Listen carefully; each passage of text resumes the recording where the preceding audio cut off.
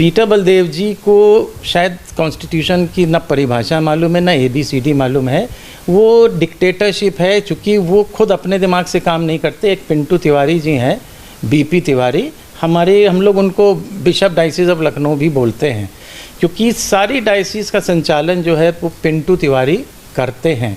नमस्कार, स्वागत है आप सभी का M न्यूज़ में। अभी हमने हाल ही में आपको क्राइस्ट चर्च कॉलेज लखनऊ के प्रिंसिपल राकेश छत्री जी से मुलाकात करवाई थी और उनसे बातचीत कराया था। उन्हें अपने तमाम मुद्दे रखे थे और आज हम आपको ऐसे शख्स से मिलवाने जा रहे हैं जो राकेश छत्री के उन तमाम मुद्दों पर मतलब जवाब देंगे। हम आइए इनसे जानेंगे कि आज की जो है क्या वो उन मुद्दों से सहमत हैं या असहमत हैं। सहमत हैं तो क्या वजह है जो असहमत है और क्या वजह है जो सहमत है, उनसे आज चर्चा करेंगे। तो मैं आपको पहले परिचय करा देती हूँ। Most reverend John Augustine, metropolitan of India and bishop of Lucknow church of India CIPBC से हैं ये। और आइए इनसे जानते हैं, इन तमाम मुद्दों पर हम इनसे बातचीत करते हैं। सर, आपका बहुत बहुत स्वागत है M न्यूज़ में।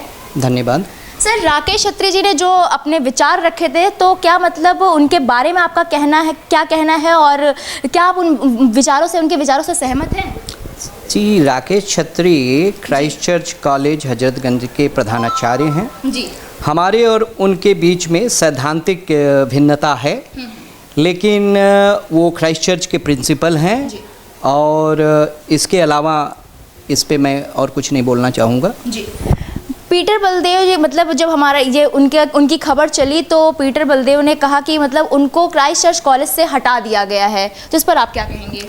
अरे भाई, बलदेव पीटर कौन है हटाने वाले? बलदेव पीटर तो ना वो बिशप हैं, ना वो इस सोसाइटी के अध्यक्ष हैं। अगर इसकी कानूनी प्रक्रिया को आप जानना चाहें जी, तो क्राइस्ट चर्च कॉलेज का मैं चेयरमैन हूँ और राकेश छत्री जी प्रिंसिपल और सेक्रेटरी हैं। और हमारे और उनके बीच में माननीय उच्च न्यायालय इलाहाबाद के लखनऊ बेंच में मामला लंबित है, जिसमें माननीय उच्च न्यायालय ने स्टेटस को का आदेश दिया है। तो किसी के निकालने और रखने से राकेश छत्री न हट गए न निकल गए। जब तक हाई कोर्ट का निर्णय नहीं आता, राकेश छत्री को कोई भी नहीं हटा सकता। और बलदेव पीटर तो इस पूरे केस में कुछ भी नहीं है। हाल ही में उन्होंने कोशिश किया था कि इस केस में अपने को दर्ज कराएं, पार्टी बने, लेकिन माननीय न्यायालय ने, उच्च न्यायालय ने उनकी एप्लीकेशन को खारिज कर दिया। तो बलदेव पीटर कुछ भी कहते रहें, क्राइस्ट चर्च के प्रिंसिपल आज की डेट में राकेश छत्री हैं और तथाकथित सचिव भी हैं चर्च ऑफ नॉर्थ इंडिया की तरफ से। पीटर बलदेव ने ये भी तंज कसा है कि एक एंटी CNI पार्टी ने जो है BJP ज्वाइन कर ली है, तो इसके बारे में आपका क्या कहना है? देखिए, हम लोग सब भारत के नागरिक हैं और हर व्यक्ति को के पास एक फंडामेंटल राइट है। उस फंडामेंटल राइट का अगर कोई उपयोग करता है, कोई व्यक्ति अगर भारतीय जनता पार्टी में जाता है या कांग्रेस पार्टी में जाता है या समाजवादी पार्टी में जाता है, उसका वो व्यक्तिगत कारण है, वो क्यों जा रहा है।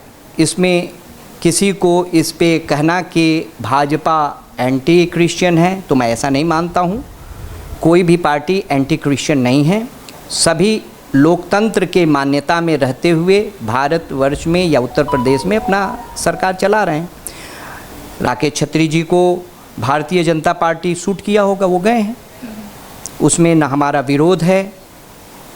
हालांकि मैं भारतीय जनता पार्टी में जाने के बाद मैंने उनको बधाई दिया था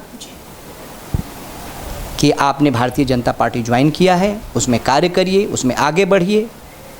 तो ये मेरा परव्यू नहीं है कि मैं इस पर कोई कमेंट करूं या किसी पार्टी के ऊपर या किसी व्यक्ति विशेष के ऊपर। पीटर बलदेव पर ही हमेशा ये आरोप लगते रहते हैं कि उन्होंने चर्च की संपत्ति बेची है, तो इस पर आप क्या कहेंगे? भाई, बलदेव पीटर हों या PP हाबिल हों या चर्च ऑफ नॉर्थ इंडिया के मॉडरेटर PC सिंह हों या चर्च ऑफ नॉर्थ इंडिया के सभी बिशप्स हों, इन सब ने चर्च के संपत्तियों को ही बेचा है। चर्च के बढ़ोतरी के लिए कोई काम नहीं किया इन लोगों ने। चर्च ऑफ इंग्लैंड की जो चर्च ऑफ इंडिया हो गई थी, इंडियन चर्च एक्ट 1927 के अंतर्गत, उसकी 80% ज़मीनें बेच दी हैं। अगर बलदेव पीटर के बारे में जानना चाहेंगे तो अभी क्राइस्ट चर्च गोरखपुर में बेचा, और जिस पे कंस्ट्रक्शन हो रहा था, जिस पे हमारे हस्तक्षेप के बाद उसको गोरखपुर डेवलपमेंट अथॉरिटी ने सील कर दिया है। बस्ती में इन्होंने शॉपिंग कॉम्प्लेक्स बनाया, जिस पे वहाँ के जिलाध्यक्ष ने डिमोलिश करा दिया। तो ये हर जगह, मिर्ज़ापुर में चर्च बेच दिया। अगर आप सुल्तानपुर जाते हैं तो वहाँ चर्च के अंदर नहीं जा सकते, चारों तरफ की ज़मीनें बेच डाले, बनारस में बेच डाले, गाज़ीपुर में बेच डाले। तो ये सब चर्च ऑफ नॉर्थ इंडिया और बलदेव पीटर की कहानी है ये 3-4 सालों में। और अगर डायसिस ऑफ आगरा के बारे में बात करें, पीपी हाबिल, तो उनको एक बहुत बड़ा षड्यंत्रकारी मैं मानूंगा। इन्होंने जिस तरह के काम किए हैं शायद ही कोई चर्च में काम किया होगा।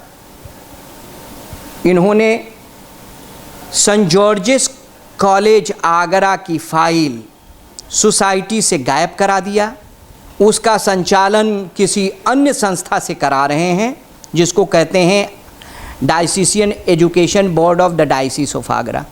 भाई, diocesan education board of diocese of Agra की उत्पत्ति 1983 में इस्टेब्लिश हुई थी, और सेंट जॉर्जेस कॉलेज 1948 की संस्था है, और ब्रिटिश काल से ही ये संचालित थी, लेकिन चर्च ऑफ इंग्लैंड या चर्च ऑफ इंडिया के अंतर्गत 1948 से आई। और इसी तरह से Queen Victoria, Saint John's Degree College, ये सब संस्थाओं के अस्तित्व को इन्होंने नष्ट किया है। अस्तित्व को नष्ट करके एक नया संस्था बना दी, जो कि सोसाइटी रजिस्ट्रेशन एक्ट के विरुद्ध है। इनके खिलाफ मैंने एक प्राथमिकी दर्ज कराई थी, जिस पे इन्होंने पैसे के बल पे पुलिस के साथ मिलके उस पे फाइनल रिपोर्ट लगवा दिया था, लेकिन माननीय न्यायालय ने इस पे अपना संज्ञान ले चुका है। अगर पीसी सिंह की बात करते हैं तो पीसी सिंह तो पूरा देश को बेच दिया है, उसके ऊपर कम से कम 100 प्राथमिकी दर्ज है। वो एक बिशप या मॉडरेटर बनने योग्य नहीं है, ये एक बहुत बड़ा भूमाफिया है। उसने अभी हाल में एक हेरिटेज बिल्डिंग जो पंचमढ़ी में थी मध्य प्रदेश में, उसको बेच दिया। छत्तीसगढ़ में ज़मीनें बेचा, रायपुर में ज़मीनें बेचा, छिंदवाड़ा में ज़मीनें बेचा। ये पूरे चर्च को, पूरे ईसाइयत को खत्म करने का एक षड्यंत्रकारी है पीसी सिंह या प्रेमचंद सिंह।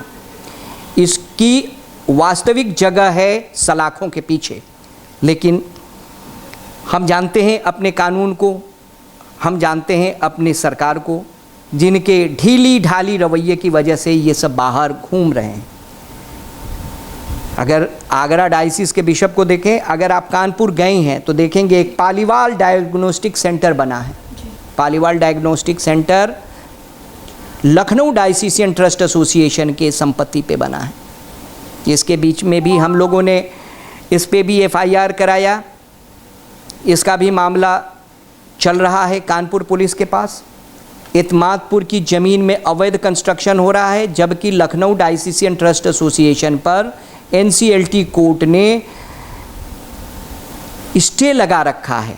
कहा है कि no third party interest be created in such properties of Lucknow diocesan trust association, लेकिन वहाँ पे कंस्ट्रक्शन हो रहा है। सिकंदरा में अवैध सेंट पॉल कॉलेज बन रहा है, जिस पे कि एनओसी गलत ढंग से हासिल की गई है, जिस पे एक ही मान्यता पे 2 विद्यालय, सेंट पॉल जो माल रोड पे है और सेंट पॉल जो सिकंदरा में बना है, एक ही मान्यता पे नहीं चल सकता है। ये भी एक अवैध और गैर कानूनी है। तो ये सब पूरे चर्च ऑफ नॉर्थ इंडिया को मैं आज में चोर ऑफ नॉर्थ इंडिया कहते हैं। ये सब चोर हैं, ईसाइयत को ख़त्म कर रहे हैं और पूरे ईसाइयत को ही ये बर्बाद कर रहे हैं। हमारी संपत्तियां, हमारे इंस्टीट्यूशन। आपको पता है बलदेव पीटर के कार्यकाल में प्रयागराज में 3 स्कूल बंद हो गए। इसका कारण जानते हैं? इनके पास एक सलाहकार है जिसके हाई स्कूल से लगाई उसके वकालत तक की डिग्री संदेहात्मक है। सलाहकार का नाम जान सकते हैं?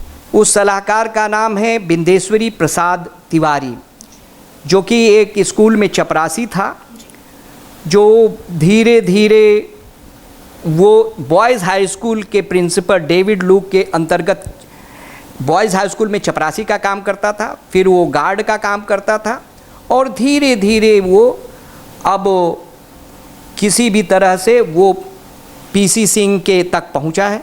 और पीसी सिंह उससे क्यों इतना ब्लैकमेल होते हैं इसके बारे में हम लोगों को कोई ज्ञान नहीं है, लेकिन इतना तय है कोई न कोई कारण है। ये बाद में उजागर हो जाएगा। जब समय आएगा तो लोग जान जाएंगे कि पिंटू तिवारी किस लिए और क्यों ऐसा काम करवा रहा है, क्यों इससे डर रहे हैं। सभी बिशप्स इससे डरते हैं। क्यों डर रहे हैं भाई? वो तो एक अगर सलाहकार है अपना सलाह दे, लेकिन वो सभी स्कूलों से पैसा लेना, सभी स्कूलों में हस्तक्षेप करना और पूरे ईसाइयत सम्मान को ख़त्म कर चुका है। आज की डेट में वो सम्मान जो हमारे क्रिश्चियन विद्यालयों में हमारे प्रिंसिपल्स को, हमारे अधिकारियों को, हमारे बिशपों को मिलता था, वो आज नहीं मिल रहा। आप आरोप लगा रहे हैं कि मतलब इतने बड़े बड़े जो धर्मगुरु हैं वो भ्रष्ट हैं, तो इन पर लगाम कैसे लगाई जाए? क्योंकि ये जब चर्च की ज़मीन बेच रहे हैं और जो है अभी आपने बताया कि पिंटू तिवारी जो है वो गलत सलाह दे रहा है, फिर भी उसको रखे हुए हैं लोग, तो मतलब इन सब पर लगाम कैसे लगेगी? देखिए, पिंटू तिवारी के बारे में तो चर्च ऑफ नॉर्थ इंडिया के पीसी सिंह और उनके अधीन बिशप्स बता सकती हैं कि क्यों उसको रखे हुए हैं। लेकिन जहाँ तक मेरी सवाल है कि मैंने प्रयागराज में एक एफआईआर किया था 100 अरब के घोटाले की, और इस पे विवेचना चल रही है, और भारत सरकार ने इस पे संज्ञान ले चुका है कि पूरे मामले को ईडी से जांच कराई जाए। ये भारत सरकार के तरफ से ये पत्र है जो कि लखनऊ ईडी को डायरेक्शन है कि आप इस पे कार्रवाई करके जांच करें, क्योंकि ये मामला बहुत बड़ा है। किसी एक एजेंसी या किसी एक पुलिस विभाग इसको नहीं तय कर सकता। इसके लिए एक बड़ी एजेंसी चाहिए जिसमें खरबों का घोटाला है, खरबों का मनी लॉन्ड्रिंग है। अब बताइए, एक बिशप पीसी सिंह जो कि एक बिशप है जिसकी तनख्वाह मात्र 50,000 लाख रुपए हो सकती, वो 50 लाख के गाड़ी पे चलता है। उसके घर इतना बड़ा है कि उसके ऊपर स्विमिंग पूल और उसके हर सुविधाएं हैं। ये कैसे? एक बिशप, इसकी आय से ज़्यादा संपत्ति की ही अगर जांच कर ली जाए तो दूध पानी का पानी हो सकता है। लेकिन हम अपने सिस्टम को जानते हैं, हर जगह ये अपने पैसे के बल पे हर व्यक्ति को अपने बस में कर लेते हैं, जिसकी वजह से जांचें दब जाती हैं, कार्रवाई नहीं हो पाती है। लेकिन मुझे पूरा विश्वास है कि हमारे न्यायालय निष्पक्ष जांच में लगी है। मामला सुप्रीम कोर्ट में लंबित है। सुप्रीम कोर्ट अगर कोई ऐसा आदेश करता है जिससे चर्च ऑफ नॉर्थ इंडिया नामक संस्था का चर्च ऑफ इंडिया से संबंध खत्म हो जाए। वैसे 2013 में चर्च ऑफ नॉर्थ इंडिया को माननीय उच्चतम न्यायालय ने अवैध घोषित कर चुका है, लेकिन ये अपने पैसों और वकीलों के बल पे और अपने इलीगल ऑक्यूपेशन के बल पे कार्य कर रहे हैं। इतने बड़े बड़े धर्मगुरु जो ये मतलब अपराध कर रहे हैं, इससे तो ईसाई समुदाय कहीं ना कहीं प्रताड़ित ही हो रहा है। तो ईसाई समुदाय का क्या होगा, इसके बारे में बताइए। देखिए, इसे ईसाई समुदाय धीरे धीरे करके ख़त्म हो जाएगा अगर इस तरह के भ्रष्ट हमारे पदाधिकारी हुए, हमारे बिशप्स हुए, तो आज नहीं कल ये धर्म या तो लोग यहाँ से चले जाएंगे या फिर उनके लिए एक आराधनालय या प्रार्थना घर भी नहीं बचेगा, ये सब बेच डालेंगे। तो ये बहुत चिंता का विषय है कि future of Christianity, the future of Christianity is in danger. It's not because of the politicians, it's not because of the political parties, but it's because of the, I will call it, the church contractors. They are not bishops, they are contractors. They are property sellers. They are the real estate officers. To call them a bishop, it is shameful on any Christian to call such people a bishop. Especially person like P.C. Singh, he has hundreds of FIRs. He does not know even to talk. I am challenging from this platform that the Church of North India and all its bishops come before the media, and if they are able to defend me, I will surrender before them. Whether it is church law, whether it is a church property, whether it is a theological question. I am challenging, if they have a guts, if a P.C. Singh has a guts, let him sit before me, before any channel which he chooses to be fed. Not which I choose, but which he chooses to be fed. Let him sit and have a dialogue, face-to-face dialogue, as to what he has done for the upliftment of Christianity and what has he done with the Church of North India. Let him explain whether the unification was for the growth or for the destruction. I feel it was for the destruction that the church came together. And I thank the Honorable Supreme Court of India that they have declared this particular organization as an illegal organization. Thank you so much sir हमसे जुड़ने के लिए। और जो है जैसा कि अभी आपने बताया कि किसी पार्टी से ईसाई समुदाय को खतरा नहीं है। जो लोग कहते हैं कि नहीं ये पार्टी आ जाएगी तो ईसाई समुदाय को खतरा है, वो पार्टी आ जाएगी तो वो ख़त्म कर देगी, वो हटा देगी, ऐसा नहीं है। जो कुछ ईसाई समुदाय के ठेकेदार हैं उन्हीं लोगों से ईसाई समुदाय को खतरा है। अगर उनको उनके अपराधों की सज़ा मिल जाए तो ईसाई समुदाय बच जाएगा। और जैसे सभी धर्म के लोग, सभी जातियों के लोग जी रहे हैं, तो वैसे वो भी अपने अपने कार्य कर सकते हैं, जी सकते हैं। उनको खतरा किसी पार्टी से नहीं है। एम न्यूज़ साउथ सच का।